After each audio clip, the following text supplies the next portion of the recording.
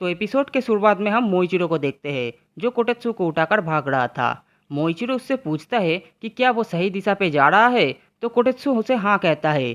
थोड़ी ही आगे हमें कानामोरी दिखता है जो एक फिश डीमन से बचने के लिए पेड़ पे चढ़ गया था। तभी मोइचिरो तुरंत उसे मार देता है।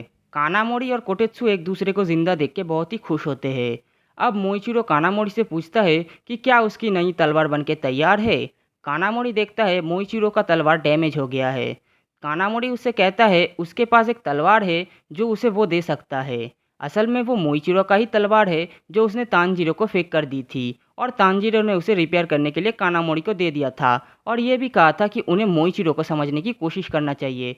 ये सुनकर मोइचिरो चौंक जाता है। कोटेत्सु कहता है उन्हें जल्दी करना होगा क्योंकि होतारू पर भी हमला हुआ है। और ये सुनकर वो तीनों कानामोरी की वर्कशॉप की तरफ भागने लगते हैं। कुछ देर में वो लोग वर्कशॉप के सामने पहुंच जाते हैं। फिर कानामोरी मोइचिरो से कहता है उसका तलवार वर्कशॉप के अंदर है और उसे लेकर मोइचिरो को तुरंत विलेज चीफ को बचाने जाना चाहिए।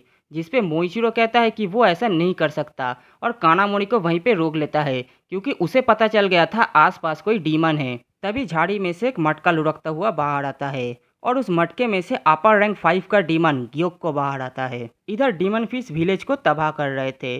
स्वॉर्डस्मिथ विलेज को बचाने की कोशिश कर रहे थे लेकिन वो लोग डीमंस के सामने बहुत ही कमज़ोर थे और मारे जाने वाले थे। तभी वहाँ पे लव हसीरा मित्सोरी आती है और सभी के सभी डीमंस को मार देती है। बाकी लोग उसे विलेज चीफ को बचाने को बोलती है और मित्सोरी उस तरफ जाने लगती है। इधर विलेज चीफ टेंचिन को एक बड़ी सी फिश डीमन ने पकड़ा हुआ था। एक आदमी टेंचिन को बचाने की कोशिश करता है लेकिन डीमन उसे दूर फेंक देता है। वो आदमी देखता है टेंचिन की गार्ड के लिए जो डीमन स्लेयर्स को रखा गया था वो सभी के सभी मारे गए हैं। तभी वहाँ पे मित्सोरी आती है। उसके हाथ पे जो तलवार है वो बाकियों की तरह सीधी नहीं बल्कि किसी हंटर की तरह फ्लेक्सिबल है। इसे विलेज चीफ ने अपने हाथों से बनाया था। मित्सोरी लव ब्रीदिंग का first form sewers of love का इस्तेमाल करती है और डीमंस को मार देती है जिससे टेंचिन उसके हाथ से छूट के नीचे गिरने लगता है लेकिन मित्सोरी उसे पकड़ लेती है। इधर तांजीरो को एक अजीब सा स्मेल आता है और वो होश में आकर देखता है नेजुको उसे उठाकर भाग रही थी। अब सेकिरो इन पर बिजली गिराने लगता है। नेजुको बचने की बहुत कोशिश करती है लेकिन उसे बिजली का झटका लग जाता है। तांजीरो देखता है उरोगी उन्हें मारने आ रहा है तो वो नेजुको को उठाकर भागने लगता है। अब कड़ाकू अपने पंखे से उन पर हमला कर देता है पर वो बच जाते हैं। ये देख के कड़ाकू फिर से उन पर और भी ताकत के साथ हमला करता है जिससे पूरी बिल्डिंग तबाह हो जाती है और तांजीरो भी उसके चपेट में आ जाता है। लेकिन गिरते गिरते नेजुको तांजीरो की तलवार पकड़ लेती है। अब डीमंस बिल्डिंग के मलबे में तांजीरो को ढूंढने लगता है। इधर नेजुको एक बड़े से मलबे के नीचे दब गई थी। तांजीरो नेजुको से कहता है कि वो उसका तलवार छोड़ दे ताकि वो उसे बाहर निकलने में मदद कर सके लेकिन नेजुको तलवार को और कस के पकड़ लेती है जिससे उसका खून बहने लगता है। इधर ग्योको खुद को इंट्रोड्यूस करता है और कहता है मैं तुम्हें मारने से पहले तुम लोगों को अपनी कलाकृति दिखाऊंगा। ये कह के वो ताली बजा के एक मटका ले आता है जिसमें से 5 स्वॉर्डस्मिथ की बॉडी बाहर आती है और उन पर तलवार गड़ी हुई थी। ये देख के कोटेत्सु और कानामोरी बुरी तरह से डर जाते हैं। ग्योको कहता है मैंने सबके अंदर एक एक तलवार घुसाई है और जब इन तलवारों को घुमाया जाता है तो लोग दर्द से चीख उठते हैं। ये देख के मोइचिरो को गुस्सा आता है और वो ग्योको के पास जाके उसके गर्दन काटने की कोशिश करता है लेकिन ग्योको अचानक ही वहाँ से गायब होकर एक दूसरे मटके में से बाहर निकलता है। मोइचिरो को समझ आ जाता है ग्योको एक मटके में से दूसरे मटके पे टेलीपोर्ट कर सकता है। मोइचिरो फिर से उस पर हमला कर देता है और ग्योको वहाँ से भी टेलीपोर्ट करके एक और दूसरे मटके में से बाहर निकलता है। ग्योको अब गुस्से में एक और मटका बनाता है जिसमें से 2 गोल्ड फिश बाहर आते हैं। ये फिश अपने मुंह से नीडल शूट करती है मोइचिरो की तरफ लेकिन मोइचिरो उनसे आसानी से बच जाता है।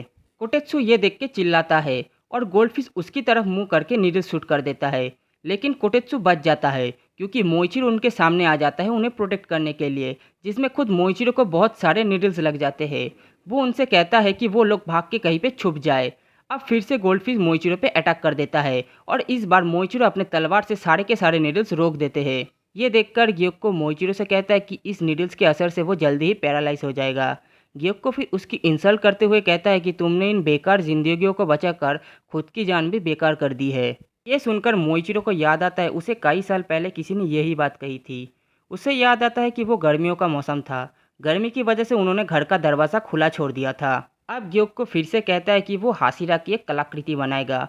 ये सब सुन के मोइचिरो फिर से उसका गर्दन काटने जाता है लेकिन इस बार ग्योको अपने blood demon art poison pot की इस्तेमाल करता है और मोइचिरो को पानी के अंदर फंसा देता है। मोइचिरो अपनी तलवार से पानी को काटने की कोशिश करता है, लेकिन कोई फायदा नहीं होता। दूसरी तरफ निजुको तांजीरो की तलवार पे अपना blood demon art exploding blood का इस्तेमाल करती है, जिससे तांजीरो का ब्लेड आग के लपटों से घिर जाता है और उसका ब्लेड का कलर भी चेंज होकर ब्लैक से रेड हो जाता है। तभी तांजीरो को एक लेडी की आवाज़ सुनाई देता है, जो कह रही थी उस सामुराई के तलवार भी लड़ाई के बीच में ब्लैक से रेड हो जाती है। तांजीरो सोचता है ये लेडी कौन है। फिर उसे याद आता है कि वो फिर से अपने पूर्वजों की मेमोरी देख रहा है, और वो लेडी जिस सामुराई के बारे में बात कर रही है वो योरिची है, जिसने तांजीरो के जैसे ही ईयररिंग्स पहनी है। तांजीरो देखता है उसका ब्लेड भी योरिची जैसा रेड हो गया है, लेकिन ये हुआ है नेजुको की वजह से। तांजीरो सोचता है वो कितना भी ताकतवर क्यों ना बन जाए, वो है एक इंसान ही, और अब तक बहुत सारे लोगों ने उसकी मदद की है जिंदा रहने में, लेकिन अब उसे उनकी उम्मीदों पे खरा उतरना है। फिर तांजीरो अपने तलवार लेके उन डीमंस के सामने जाता है। ये देख के उड़ोगी तांजीरो को मारने जाने लगता है। सेडिको के अंदर मुजान की मेमोरी ट्रिगर हो जाती है और वो देखता है कि उसकी तलवार लाल हो गई है, बिल्कुल उस सामुराई की तरह जिसने लॉर्ड मुजान को लगभग मार ही डाला था।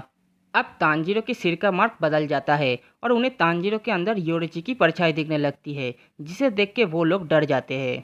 फिर तांजीरो हिनाकामी कागुरा का इस्तेमाल करके उरुकुई की गर्दन काट देता है। फिर आगे बढ़ के काराकू और आखिर में सेकिरो की गर्दन भी काट देता है। तांजीरो को याद आता है ग्यूटारो को मरते वक्त भी उसका ब्रीदिंग और पावर ऐसे ही बढ़ गया था।